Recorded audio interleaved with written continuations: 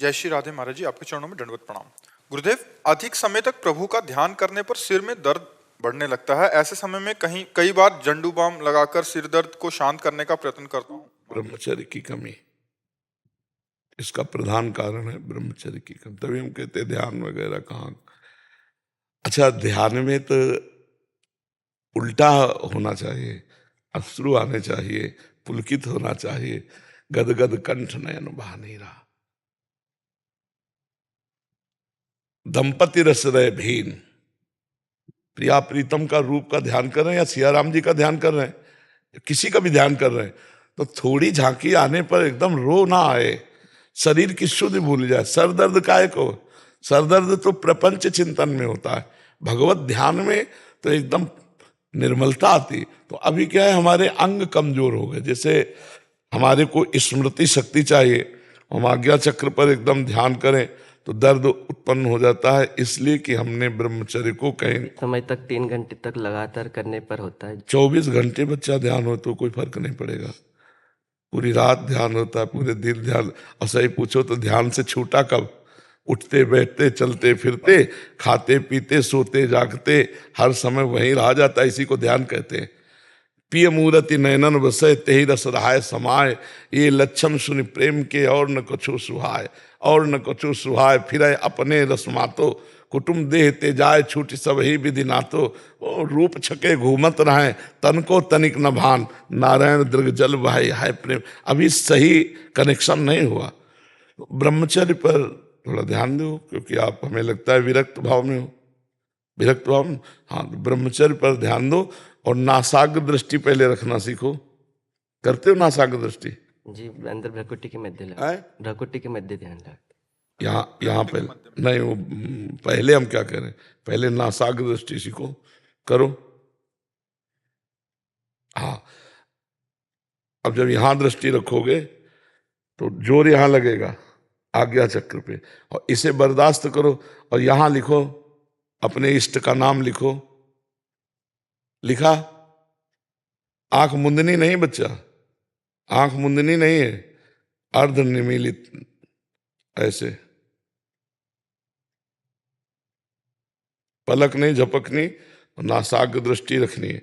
और यही हम लिख रहे हैं नाम, और इसी को हम देख रहे हैं, इसी को पढ़ रहे हैं। इससे क्या होगा कि आपका आज्ञा चक्र बलवान हो जाएगा, एकाग्रता बलवान हो जाएगी। और ब्रह्मचर्य से कोई अन्य दोष, मोबाइल रखते हो? जी, बहुत बड़ा, मतलब ये मोबाइल बहुत बड़ा दोष है, बहुत बड़ा दोष है, क्योंकि इसमें हम सब कुछ देख सकते हैं। और जब हमारा एकांत में मन चंचल होता है तो एक बार राउंड मारता है। अब वो पहले है कि अपने पास कोई सामग्री है नहीं, तो राउंड मारा, फिर आधे श्याम सीताराम कह के उसको रोक लिया। अब मोबाइल है, तो बच्चा इसमें तो बहुत है कंट्रोल रखना पड़ेगा। मोबाइल, और आप उस पास में, आपके पास पूरा इतिहास रखा है, विश्व का पूरा इतिहास है, जो चाहो खोल के देख लो। तो हमें लगता है बच्चा ध्यान से जाने के पहले ध्यान के विक्षेप पर ध्यान दो। ये बहुत बड़ा विक्षेप है, आवरण मल विक्षेप, ये ध्यान की बाधाएं हैं। विक्षेप जो है ये बार बार मोबाइल, और संपर्क सूत्र भी होंगे, जी, है ना? तो ये बहुत खतरनाक, बहुत। हमें आज तक हमें मोबाइल चलाना नहीं आना आता, और हम इससे ऐसे डरते जैसे करिया सांप से डरे। रे भैया, तो पहली बात तो मोबाइल से उतना ही प्रयोग करो जितनी अत्यंत आवश्यकता है। इससे अच्छी भी बात है कि आप सत्संग सुन सकते हो, आप आवश्यक सूचना दे सकते हो, इससे अच्छी भी बात है। तो गुण दोष में पूरी सृष्टि रची गई है, उसका गुण ग्रहण कर ले, दोष का त्याग कर दे। हमें लगता है अपने काम करने के बाद इसको स्विच ऑफ करके रख देना चाहिए नियम पूर्वक। एकांत में तो कभी खोलना ही नहीं चाहिए। साधक को मतलब है बहुत कठिन। जैसे आप भूखे हो और बढ़िया 56 भोग की खुशबू आ रही हो बगल में, और कह दे खाना नहीं, तो खाओगे भले नहीं, लेकिन हर समय मन उसी में लगा रहेगा। ऐसे ही मोबाइल है, जो चाहो देख सकते हो, जो चाहो आप सुन सकते हो। तो साधक के लिए तो बहुत खतरनाक चीज है, भगवान बचावे और साधक बचे इससे। दूसरी बात, बच्चा भोजन सात्विक हो। तीसरी बात, आसन में बैठने का अभ्यास हो, पद्मासन सिद्धासन। सिद्धासन जानते हो? है पद्मासन ध्यान के लिए, सिद्धासन बहुत सरल होता है। सिद्धासन जानते हो? है? कैसे होता है? गुदाद्वार और मूत्रेंद्री के बीच में रखा जाता है बाई एड़ी, और दाहिनी एड़ी मूत्रेंद्री के ऊपर जाकर के लगेगी, और दोनों के पंजे दोनों में ऐसे धसे होंगे। लगाया कभी? हाँ, तो इसीलिए पद्मासन द्वितीय है, प्रथम सिद्धासन है।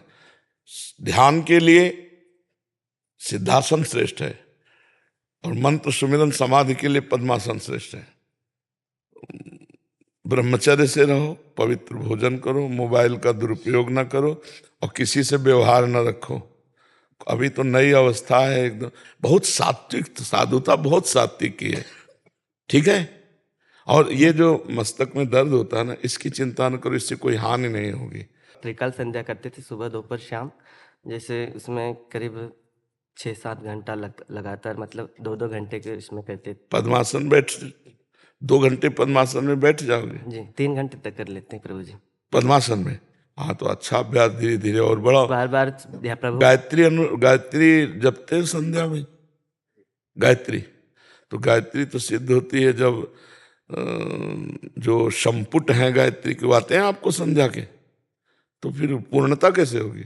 सुमुखम संपुटम चैव विततम विस्तृतम तथा द्विमुखम त्रिमुखम चैव चतुष्पंचमुखम तथा खड्मुखो अधोमुखम व्याकांजालिकम तथा सकटम यम पासम च ग्रंथितम चोन्मोन्मुखम प्रलम्बम मुष्टिकम चैव मत्स्याकूर्मो वाराहका सिंहाकांतम महाकांतम मुग्धरम पल्लवम तथा एता मुद्रास चतुर्विंशत। गायत्री तभी परिपक्व होगी जब ये 24 मुद्राओं का दर्शन कराया जाएगा। पूरा सम्यक करो, एक ग्रंथ ले लो और सीख लो। ग्रंथ का नाम संध्योपासना पद्धति, उससे गीता पृष्ठ से आएगी संध्योपासना पद्धति, तो उसमें आपको पता चल जाएगा, ठीक है। और घबराओ नहीं, ये छोटे मोटे दर्द है तो साधु का मतलब सहना ही साधुता है। गर्मी सर्दी गाली अपमान दुख सब कुछ सहकर तब भगवान का भजन किया जाता है।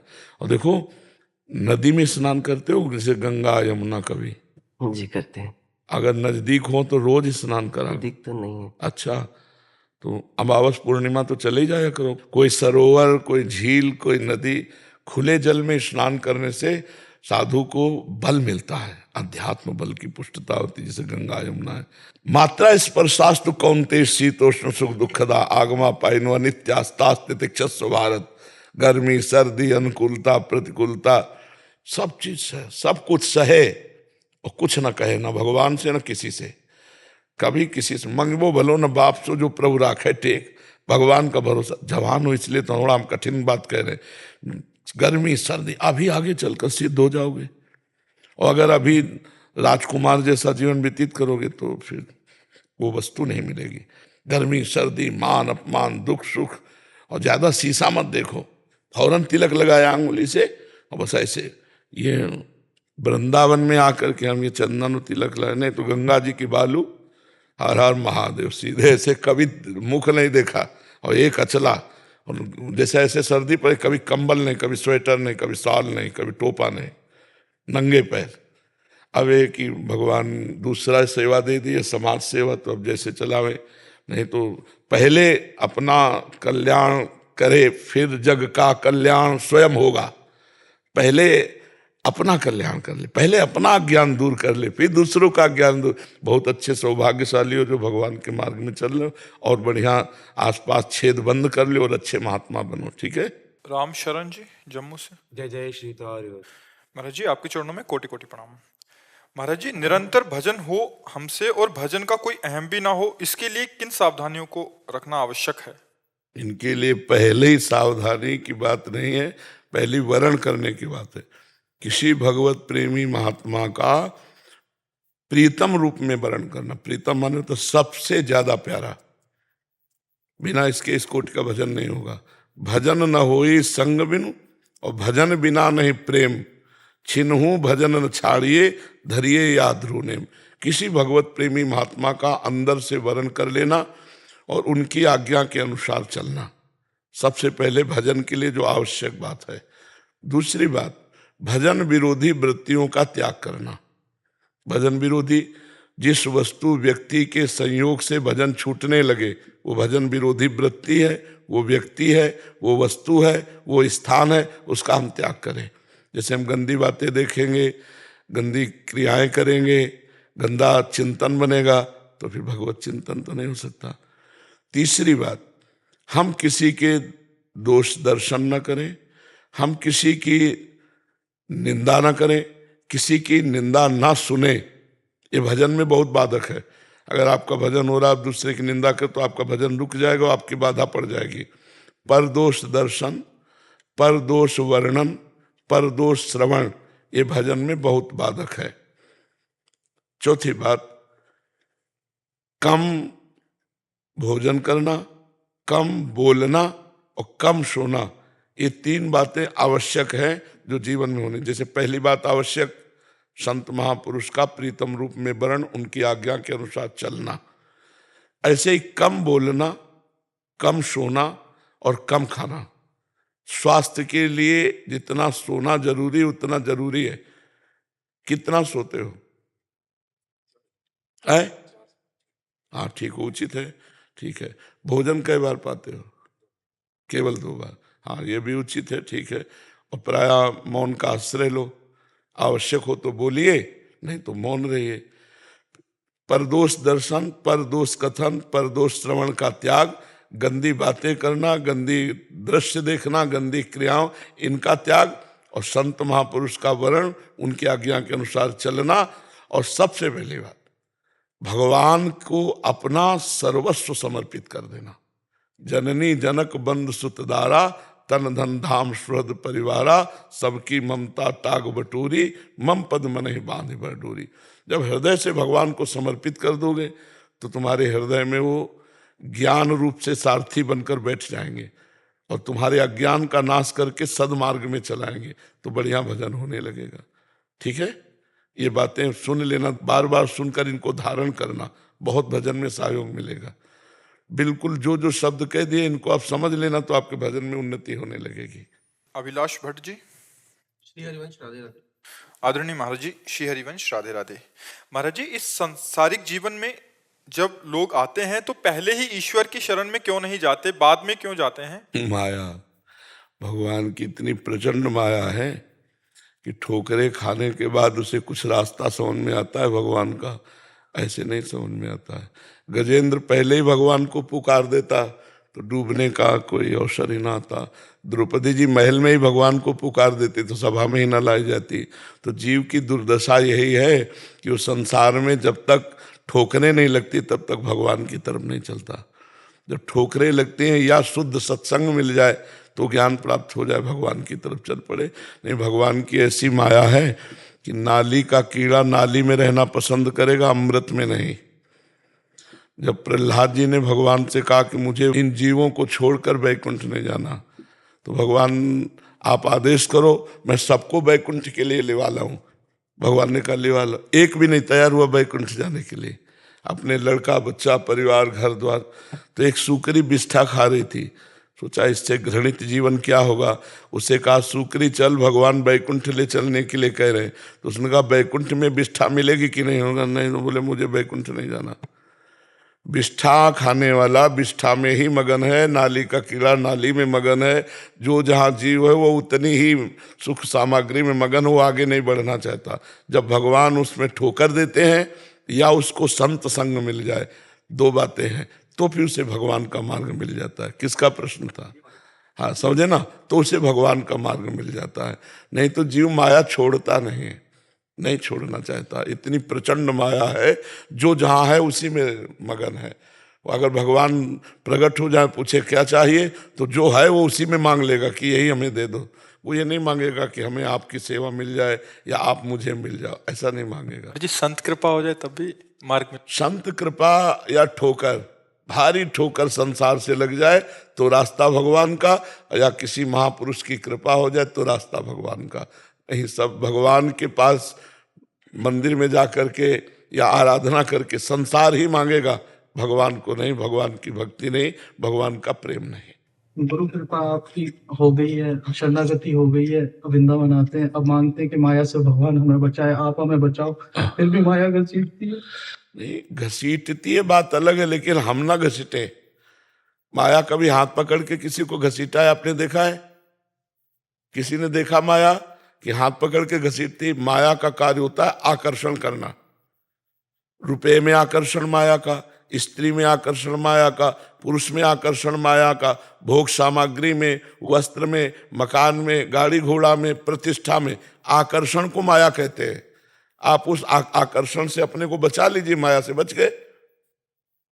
जैसे मानो कोई सुंदरी स्त्री है, हाँ भगवान की कृपा से इसको सुंदरता मिली, प्रणाम, तो हमारे अंदर स्त्री का आकर्षण नहीं हुआ।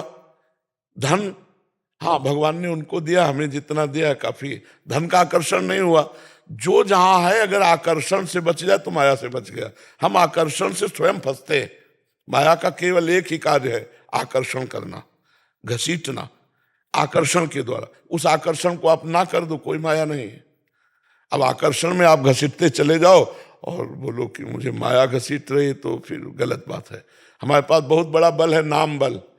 हमें जैसे तूफान आवे, हम पहाड़ के सहारे हो जाएं तो हमें तूफान उड़ा नहीं पाएगा, ऐसे ही हमारे अंदर माया का आकर्षण आया और नाम जप कर रहे तो हमें नहीं उड़ा पाएगा। डॉक्टर गौरव महाराज जी, राधे राधे।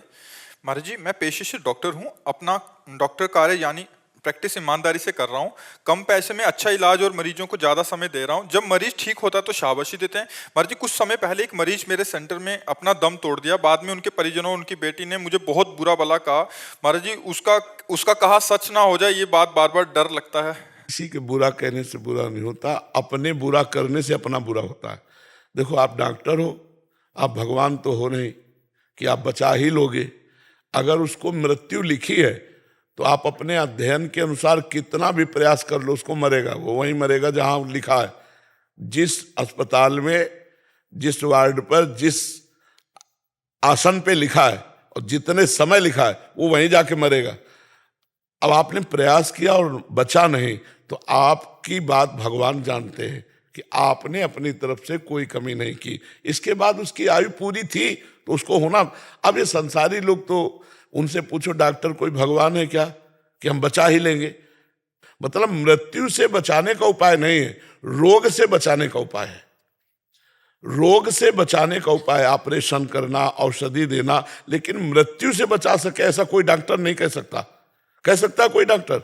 नहीं, रोग से बचा लूंगा लेकिन मृत्यु से नहीं बचा लूंगा। अब जब मृत्यु हो जाती तो अज्ञानी लोग समझते हैं डॉक्टर का दोष है। कहीं ना कहीं किसी न किसी से कभी जैसे चूक हो गई तो लोग ये समझने लगते हैं कि सब डॉक्टर ऐसे ही हैं।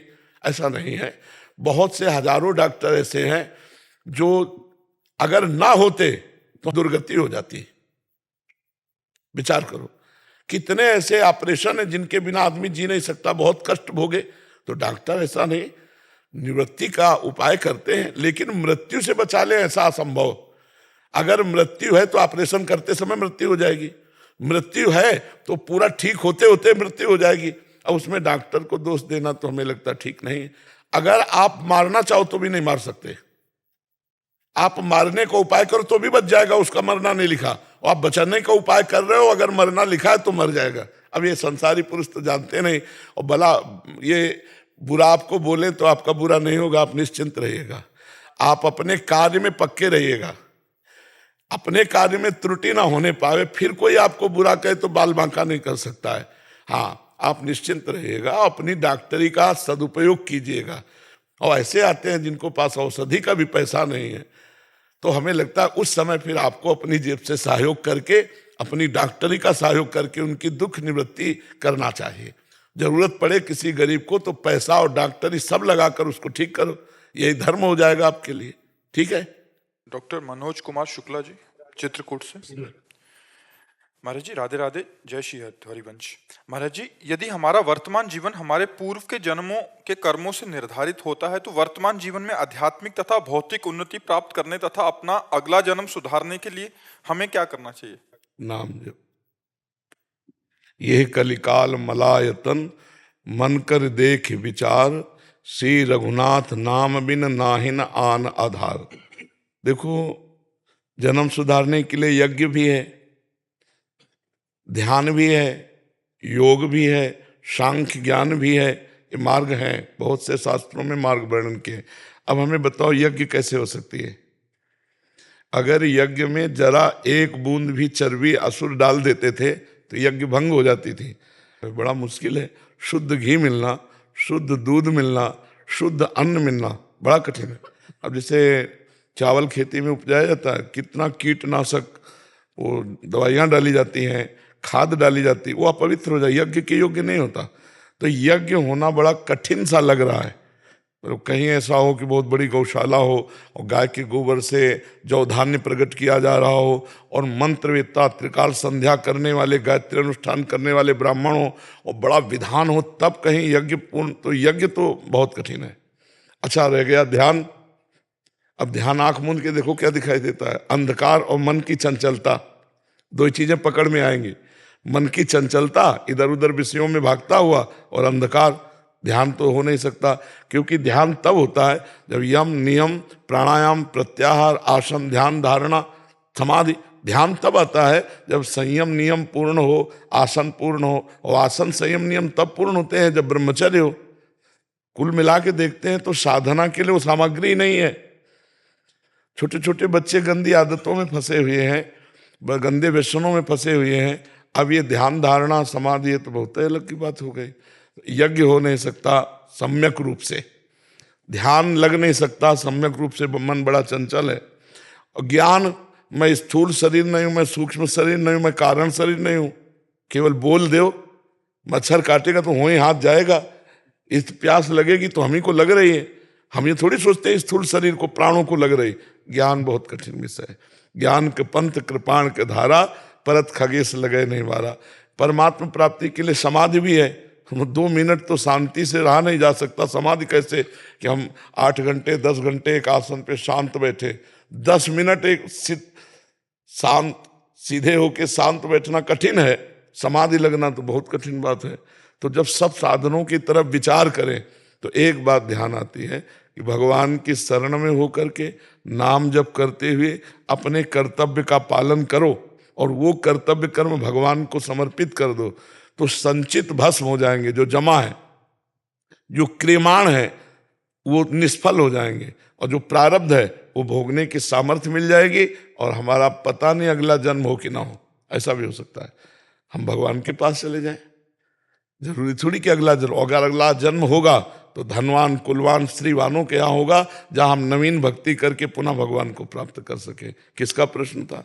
हाँ, तो आप समझ पा रहे हैं? हमारे जी पुराने हमारे अगर बुरे कर्म है वो भी नष्ट नष्ट हो जाएंगे नाम जप से। नाम जप ही कृतयुगे ध्यायते विष्णु, त्रेतायाम यजतई मखई, द्वापरे परिचर्यायाम कलु तद्धर कीर्तनाथ। सतयुग में ध्यान के द्वारा भगवत प्राप्ति होती थी, त्रेता में यज्ञ के द्वारा, द्वापर में पूजा के द्वारा, कलयुग में केवल हरि नाम। हरिर्नामयु हरिर्नामयु हरिर्नामयु केवलम कलऊ नास्तेव नास्तेव नास्तेव गति अन्यथा। श्री कृष्ण द्वैपायन भगवान व्यास देव जी ने श्लोक रचा है, कह रहे हैं हरिनाम हरिनाम केवल हरिनाम, कलयुग में दूसरी गति नहीं है नहीं है नहीं है। हरिर्नामयु हरिर्नामयु हरिर्नामयु केवलम कलऊ नास्तेव नास्तेव नास्तेव गति अन्यथा। इसलिए कहूँ कहाँ लग नाम बढ़ाई, राम न सके नाम गुण गाई। खूब नाम जप करो। अच्छा, नाम जप में नहाने धोने पवित्रता इसकी भी कोई परवाह नहीं है। मंत्र में तो यह है कि भाई नहा धो के ही जपना है, इसमें तो जप माना जैसे मनावे। खूब नाम अंदर ही अंदर नाम जप करो, मेहनत करो, जो कर्म करो वो भगवान को समर्पित कर दो, किसी का बुरा ना करो, सबका अच्छा सोचो, तुम्हारा मंगल हो जाएगा। इसी से अगला आपका जीवन मंगल। वर्तमान का मिनट गंदा ना होने पावे, हमें केवल मिनट संभालना है। हाँ जी, हम बचपन में तो हमारे बाबा जी थे तो वो इस तरह करते थे, राम राम राम राम राम राम एक, राम राम राम राम राम राम दो, इस तरह 100 तक गिन। हाँ बिल्कुल, हाँ बिल्कुल करो, बिल्कुल करो, बिल्कुल करो। हमको मन को भगवान के नाम में लगाना है, चाहे माला से बने, चाहे काउंटर से बने, चाहे ऐसे बने, जैसे भी बने, नाम जप करने से परम मंगल निश्चित होगा। ये परम मंगल हम शास्त्रों की बात और जीवन की भी बात बता रहे हैं। अगर नाम जब पकड़ लिए तो तुम्हारा मंगल हो जाएगा, पक्का गारंटी है। हम कह रहे हैं जैसे देखो 50 वर्ष ब्रह्मचर्य रहे, अब हमारा मन खराब हो जाए 5 मिनट के लिए, तो 50 मिनट की साधना में आग लग गई नहीं, 50 वर्ष का ब्रह्मचारी 5 मिनट में मिट्टी में मिल गया। हमने 50 बार कहा राम राम राम राम हरि हरि हरि। अब हमसे कोई गलती हो जाती है तो 50 हमारे तुरंत भगवान के बैंक में जमा है। अब वो गलती का हमें दंड मिलेगा। और जब हमारा भजन शुरू होगा तो 51 से शुरू होगा, 49 से नहीं। नाम में ये महिमा है। 50 वर्ष ब्रह्मचर्य, 5 मिनट बेविचार में उतर गए, नष्ट हो गया पूरा ब्रह्मचर्य। ये इतनी महिमा अन्य किसी साधना की नहीं है जितनी नाम महिमा है। इसलिए नाम को पकड़ लो। कलयुग में नाम का ही बहुत बड़ा महत्व है। युग धर्म के अनुसार साधना होती है ना। अब क्या साधना, आप सोचो पवित्रता कहाँ रह गई है। साधना के लिए जो पवित्रता चाहिए, और शरीरों में नौजवान है, blood pressure high low, sugar, ये वो, ये साधना करेंगे। बॉयफ्रेंड गर्लफ्रेंड लिविंग रिलेशन, हस्तमय, तो न जाने कैसे कैसे गंदी आदतों से ये साधना करेंगे। राम राम हरि हरि राधा राधा रटो, जैसी भी स्थिति में इसी से मंगल हो जाएगा। अपिचेत सुदुराचारो भजते माम अनन्य भाग, साधुर्य समन्तव्या सम्यक व्यवसिता ऐसा। घोर दुराचारी पुरुष भी यदि सम्यक भाव से स्वीकार कर ले कि अब मेरा कल्याण तो भगवान के शरण में, भगवान के नाम से, तो वो साधु हो जाएगा। भगवान कह रहे नाम की अपार महिमा है। हम बार बार उदाहरण देते हैं। जो राम नहीं कह पाते थे, मरा से शुरू किया, वो ब्रह्मर्षि हो गए, ब्रह्मर्षि। और भगवान की वो गूढ़ लीलाएं लिखी जो एक हमारे सनातन धर्म का ठोस इतिहास है। कहाँ से ज्ञान प्राप्त हुआ? जो सीधे राम नहीं निकल पाता था, वो मरा मरा कह करके इतने सिद्ध माप, तो हम राम राम कह के नहीं हो जाएंगे, हम हरि हरि कह के नहीं हो जाएंगे। हमें नाम में लगना चाहिए। नाम, खूब नाम जप करो और इसमें उत्साह बढ़ेगा। आप देखना, पर ये भजन न हो ही संग बिनु, बिना साधु संतों के संग के भजन नहीं होगा। लेकिन भजन करने के लिए ऐसे साधु संग करे जो इष्ट मिले और मन मिले, मिले भजन रस रीति। एक पकड़ लो और चल देते हो जाएगा। 100 जगह थोड़ी बात है। तो इष्ट मिले और मन मिले, मिले भजन रस रीति। जहाँ मन मिलता हो, इष्ट मिलता हो, भजन रस रीति मिलती हो, ऐसे संतों का संग करे तो भजन में रंग आ जाता है।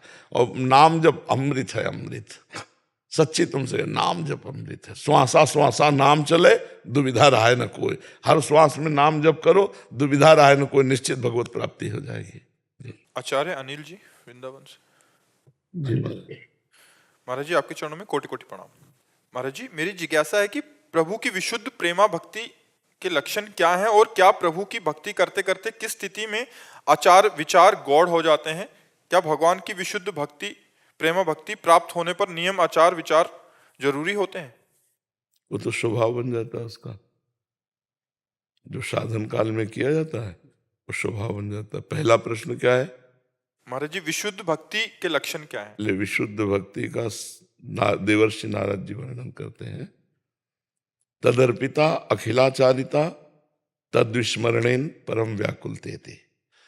जितने भी आचरण हैं वो तदर्पिता, भगवान के अर्पित हो। श्री कृष्ण अनुकूलेन प्रतिकूलस्य विसर्जनम। आराध्य देव भगवान श्री कृष्ण के अनुकूल हो, प्रतिकूलता का त्याग हो। भगवत विमुख, भगवत प्रतिकूल एक भी आचरण नहीं होने चाहिए। समस्त आचरण श्री कृष्ण के अनुकूल होने चाहिए। तदर्पिता अखिलाचारिता, और वो सब आचरण, वो सब कर्म भगवान को समर्पित होने चाहिए। ये तो कर्म परंपरा, लेकिन निरंतर इसमें स्मरण भी चलता रहे। मामनुस्मर युद्ध जैसे, तो निरंतर स्मरण चलता रहे। और अगर जरा भी मिनट भर के लिए वो भगवान को ऐसा लगा भूल गए क्या, तो जैसे मछली को जल से बाहर निकालो तो तड़पने लगती है, ऐसे वो तड़पने लगता है। तद विस्मरण परम व्याकुलती, विस्मरण मात्र होने से परम व्याकुलता होती है। त्रिभुवन की राजलक्ष्मी देने पर भी जो आधे पल के लिए अपने प्रभु का स्मरण ना छोड़े, वो महाभागवत। दूसरी बात, हमारा सदैव मन विषयों की तरफ जाता रहता है, संसार प्रिय लगता है, भगवान अपरिचित से लगते हैं। संसार की प्रियता को काट करके और भगवान की प्रियता प्रकट करे, भगवान की कथा में सामर्थ्य है। रत्नावती जी एकदम संसारिक रानी थी,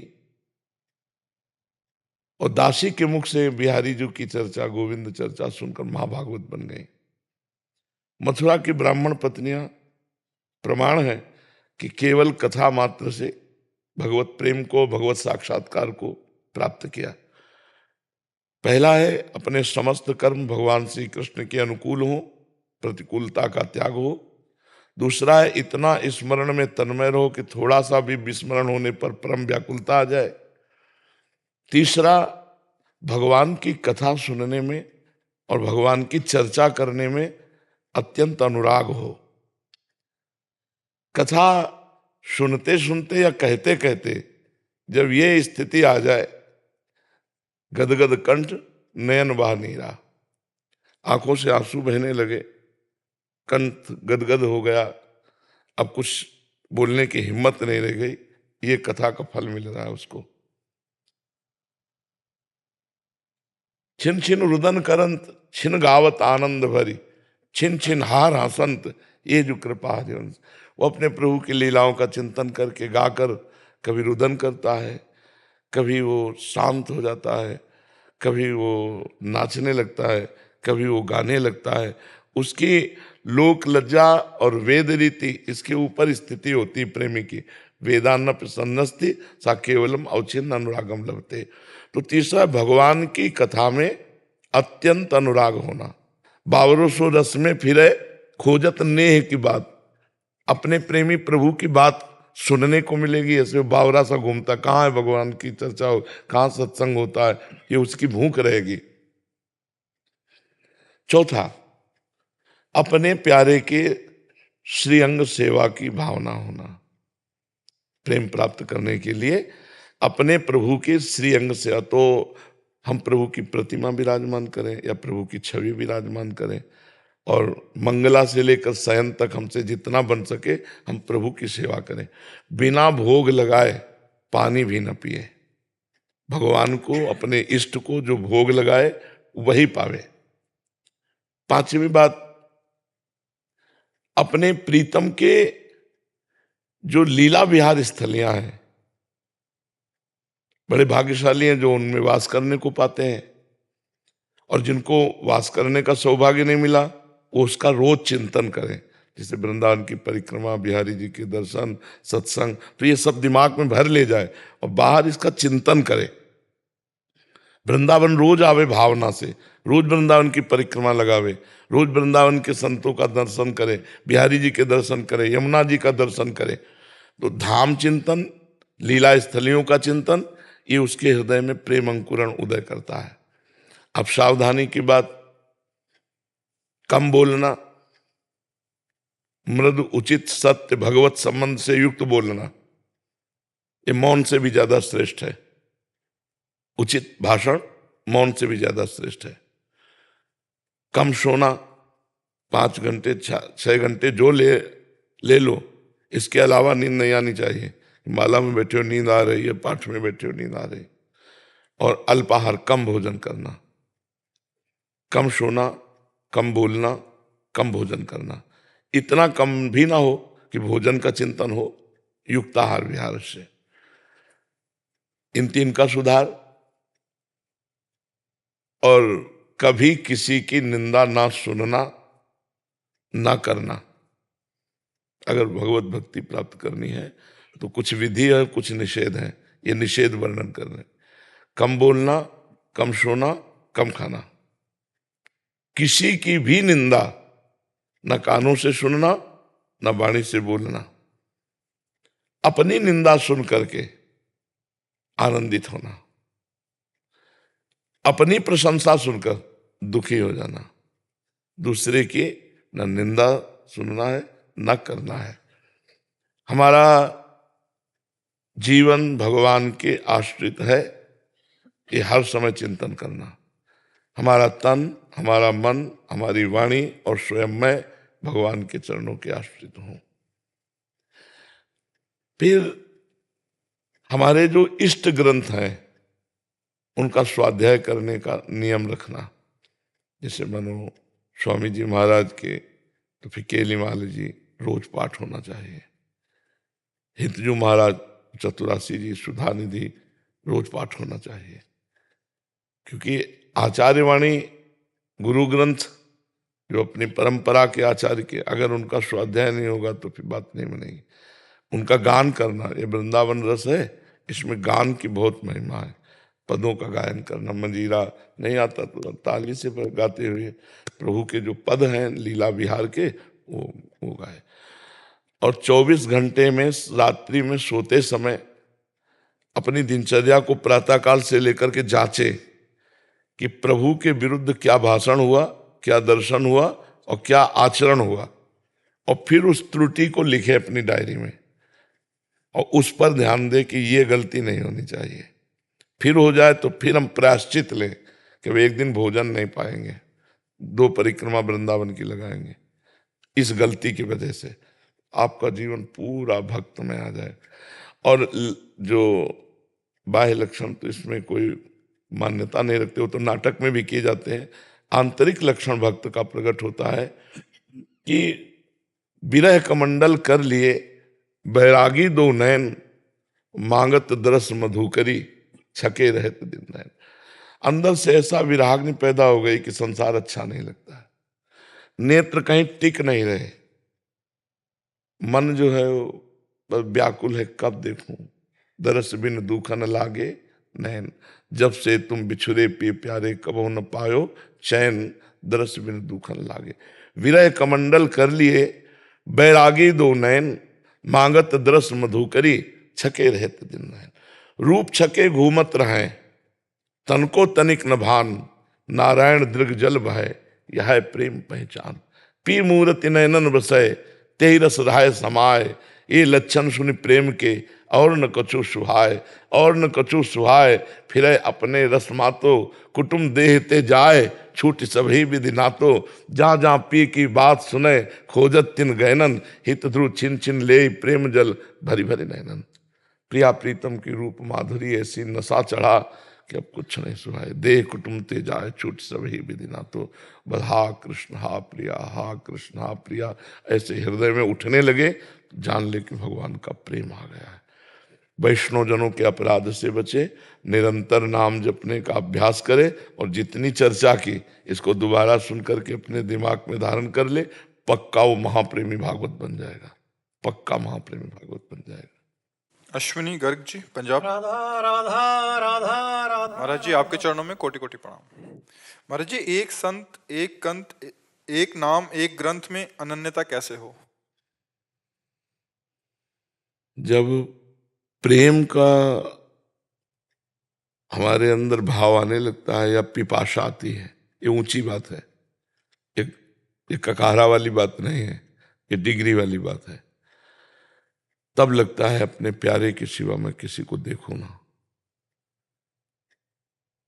हमारे यहाँ महाप्रभु हरिवंश चंद्र जी कहते हैं, रसना कटो जो अन रटो, निरख अन फुटो नयन, श्रवण फुटो जो अन सुनो श्री राधा जस बहन। ये प्रियता में होता है। जागृत स्वप्न सुषुप्ति स्फुरत में राधा पदाब्जत छटा, वैकुंठे नरकेथवा में मम गति नान्यास्तु राधा बिना। मैं चाहे जग रहा हूं तो राधा, सो रहा हूं तो राधा, और स्वप्न में भी तो राधा। मेरी आंखें फूट जाएं जो स्वप्न में भी किसी और को देखना चाहे, मेरी जवान कट जाए जो किसी और की बात करना चाहे, मेरी मृत्यु का वो आखिरी दिन हो जिस दिन मैं आपको भूल जाऊं। कितनी जोर की बात कही गई। ये प्रेम में होता है, साधन में नहीं होता, ये प्रेम की बात है। तो सांगो पांग उपास, एक कंत एक पंथ एक ग्रंथ एक मंत्र, ये तभी जब प्रेम प्राप्ति की लालसा हो जाती है कि अब नहीं, मेरे तो गिरधर गोपाल दूसरो न कोई, जाके सिर मोर मुकुट मेरो पति सोई। हाँ, स्वप्न में भी कोई और नहीं, जागृत स्वप्न सुसुप्ति स्फुरत में राधा पदाब्ज छटा। ये बहुत डिग्री की पढ़ाई की बात है। हमें लगता है पहले हमारा ये लक्ष्य होना चाहिए कि संसार का चिंतन छूटे और भगवान का चिंतन बने। कभी देवी जी आ रहे हैं ध्यान में, कभी शिव जी आ रहे हैं, कभी राम जी आ रहे हैं, कभी कृष्ण जी आ रहे हैं, आने दो, संसार तो छूटा। कभी राम राम जप रहे हैं, कभी शिव शिव जप रहे हैं, कभी कृष्ण कृष्ण जप रहे हैं, तो संसार तो छूटा। आगे जब बढ़ोगे तब वो प्रेम की बात आएगी। ये करने से नहीं होता, ये होने से होता है। प्रेम बहुत ऊंचाई की। प्रेम गलियत सांकरी तामे दो न समाये। प्रेम में दो नहीं समाते। प्रेम गली सांकरी इसमें अकेला ही होता है, दो चार लेके नहीं चला जा सकता। तो राम तो फिर राम, कृष्ण तो फिर कृष्ण, राधा फिर राधा। पर वो ऊंचाई की बात है, सबकी समझ में नहीं आएगी, इसलिए हम सबको छूट देते हैं। पहले संसार का चिंतन छोड़ो, भगवान का चिंतन पकड़ो। जो चिंतन बने, मान थोड़ी देर राम राम काफी, कृष्ण कृष्ण काफी, शिव शिव का, तो है तो भगवान ही। हमारा संसार का चिंतन तो छूट रहा है, हमारा मंगल तो हो रहा है। इसके बाद प्रेम की बात अलग आती है। समझ रहे हैं आप? अरे प्रेम हो कैसे जाए, करने से तो होता नहीं, तो कैसे होगा? अरे भगवान से रोने से। गोस्वामी तुलसीदास जी, कबीरदास जी, रहीमदास जी, बड़े बड़े संत महापुरुष एक बात कहते हैं, अगर श्वास श्वास में नाम जब चल रहा है तो दुविधा रहा है न कोई।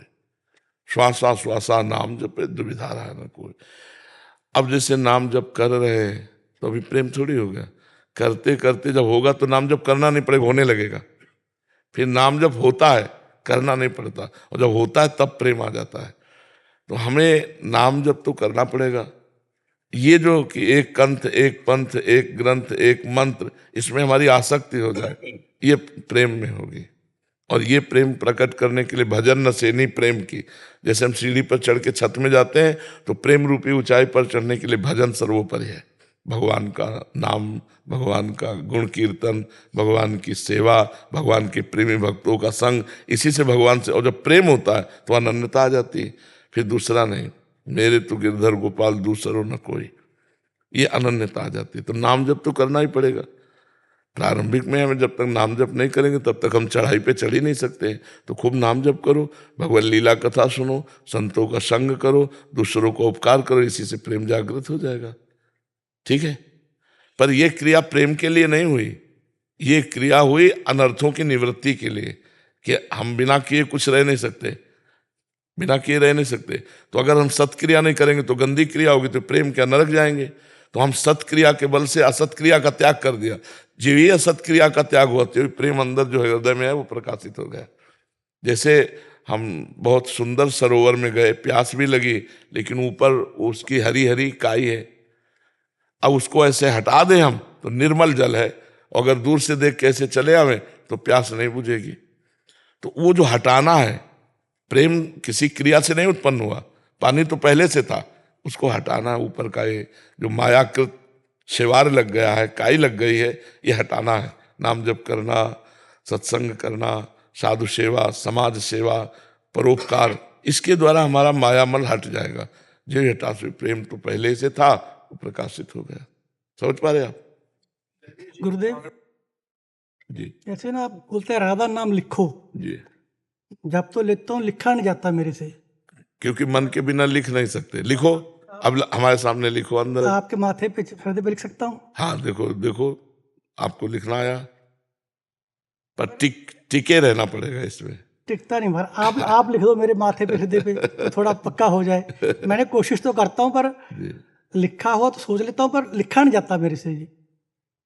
आप लिख दीजिए, ऐसे लिखिए दिल पे, माथे पे, आज्ञा चक्कर पे, कि वो पक्का चप जाए। अभी कैसे, कोई पेन से तो लिखा नहीं। ऊर्जा से लिख दीजिए महाराज जी, ऊर्जा से। आपकी ऊर्जा बड़ी शक्तिशाली। ये जो वचनों से हम बोल रहे हैं ना, जैसे हम कह रहे हैं लिखो, आप इसे मान लो, तो आपको अभी देखो लिख रहा हूं, अभी देखो राधा नाम दिखाई दे रहा कि नहीं दिखाई दे रहा। बस अब ज्यादा देर इसमें टिकने के लिए हमें बार बार अभ्यास करना पड़ेगा। बार बार मन जाएगा अलग, हमको बार बार इसी में घसीट के लाना है। तो हम उबे ना, 1 मिनट 2 मिनट लगा, फिर थोड़ा मन को सहयोग दे दिया, ऐसे जब फिर उसको लाए धीरे से घसीट के। तो अगर हम थोड़ा थोड़ा इसका अभ्यास दिलाएंगे तो ये धीरे धीरे एकाग्र होने लगेगा। अभ्यास करते रहिए, उबिएगा नहीं, घबराइएगा नहीं, उकताइएगा नहीं, धैर्य पूर्वक धीरे धीरे धीरे धीरे। अनुश्री जैन जी, सागर, मध्य प्रदेश से। श्री हरिवंश महाराज जी, आपके चरणों में कोटि कोटि प्रणाम। महाराज जी, श्री जी और आपकी कृपा से नाम जप करने का निरंतर अभ्यास करती हूँ, जीवन में अनुभव भी कर रही हूँ। शांति का। पूज्य महाराज श्री, मेरे जीवन साथी जनप्रतिनिधि हैं और इनके साथ मैं भी भावनाओं के अनुरूप जन कल्याण के कार्यों के प्रति निष्ठा और शक्ति से संलग्न रहती हूँ। महाराज जी, बावजूद इसके जब कभी कुछ कार्यों के संदर्भ में कुछ लोग अनावश्यक निंदा करते हैं तो मन व्यथित हो जाता है। ये जानते हुए कि हमारे बस में कुछ नहीं है, हम कर्म कर रहे हैं। पूज्य महाराज जी, हर परिस्थिति में आनंदित रहें और किसी की प्रति मन में कोई गलत भावना ना आए, और ऐसी स्थिति में भी विवेक के द्वारा बचा जाता है। जब हमारी कोई निंदा करता है, हमारी गलती नहीं होती, पहले जांचना चाहिए। जैसे हमें कोई गाली दे रहा है, निंदा कर रहा है, तो हमें जांचना है कि मेरी त्रुटि तो नहीं है। अगर त्रुटि है तो ठीक हो, गाली दे रहा है। अगर त्रुटि नहीं है फिर गाली दे रहा है, तो हमें और आनंदित होना चाहिए, वो हमारे अशुभों का नाश कर रहा है। निंदक नियरे राखिए आंगन कुटी छवाए, बिना साबुन बिना पानी निर्मल करे सुभाए। हमारे यहाँ संतों ने तो कहा, अरे निंदक तू स्वस्थ रहे, तुझे कभी कोई कष्ट ना हो, और स्वस्थ रहकर मेरी निंदा कर, क्योंकि निंदा सुनने से पाप का नाश हो जाता है। तो जो तुम्हारी निंदा करें उसमें पहले देखना है कि क्या निंदनीय कार्य है क्या हमारे द्वारा। जो कार्य होना चाहिए वो कार्य हम नहीं कर पाए, अगर हमारे हाथ में है और हमने प्रमादवश लोभवश त्रुटि कर दी, तो गाली सुनने से उसका मार्जन हो जाएगा। और यदि हमारी गलती नहीं हुई तो फिर हमको प्रसन्न रहना चाहिए कि भगवान हमारे शारीरिक दंड को गाली के द्वारा निपटा रहे हैं। ये आदमी निंदा करके हमारे शरीर को जो दंड मिलना था, पूर्व हमारे द्वारा किया हुआ कर्म जो प्रारब्ध बन के आ रहा है, उसको मिटा देगा। पक्की बात समझो, हम विवेक के द्वारा हर दुख से बच सकते हैं। अगर हम विवेक नहीं लगाएंगे तो फिर हम दुखी हो जाएंगे, और दुखी सुखी होना है भगवान के भक्त का लक्षण नहीं है। सुख दुखे समय कृत्वा लाभा लाभो जया जयो, सुख दुख में समान, लाभ हानि में समान, मान अपमान में समान। यही तो भक्ति का बल है, नहीं तो संसारिक पुरुष में और भक्त में अंतर क्या है। जब हमें 100 बार गाली दे और फिर हम उससे मिले, तो वैसे ही मिले जैसे हम किसी प्रेमी से मिलते हैं, और आप ठीक है। तो आदमी ये समझ नहीं पाया कि खोपड़ी क्या है इसकी। 100 बार इसको गाली दी फिर भी इसको गुस्सा नहीं आता, वैसे ही प्रेम से। ये भगवान के भक्त का लक्षण है, ये भगवान के भक्त में क्षमता होती। आप भक्ति कर ही रही हो तो विवेक के द्वारा उस समय हम अपने को बचा सकते हैं। यदि हम विवेक न लगाएंगे तो हम दुखी हो जाएंगे, या फिर द्वेष कर बैठेंगे, फिर द्वेष हो जाएगा, फिर भक्ति का भाव ना रहकर वो सांसारिक भाव आ जाएगा। इसलिए विवेक के द्वारा हम अपने को बचाएं। उद्धव जी से भगवान ने कहा एकादश स्कंद में, दुष्ट प्रवृत्ति के लोग सत प्रवृत्ति वालों को बाधा पहुंचाते हैं। तो हे उद्धव, यदि वो कभी तुम्हारे ऊपर थूक दे, तुम्हें मारे पीटे बांधे, तो तुम अपने आत्म विवेक के द्वारा बचना, बाहरी संयोग के द्वारा नहीं, बाहरी कोई सहायता नहीं, आत्म विवेक के द्वारा।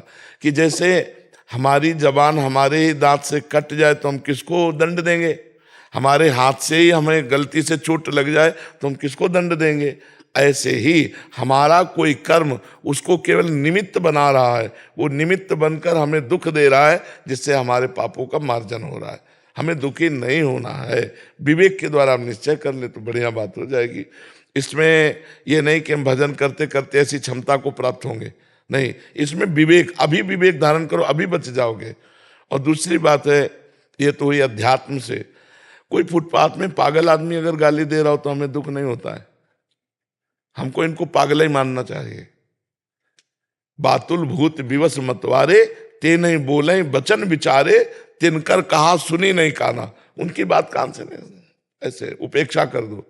2 प्रकार से, या तो विवेक के द्वारा सिद्धांत से, और या तो व्यवहार के द्वारा पागल मान के कि सब पागल हैं, अपनी वासनाओं से पागल हैं, अपनी कामनाओं से पागल हैं। इनकी कामनाएं पूर्ति नहीं हुई तो गाली देने लगे, कामना की पूर्ति हो जाए तो वाहवाही करने लगेंगे। इसलिए ऐसे लोगों की बातें नहीं सुननी चाहिए।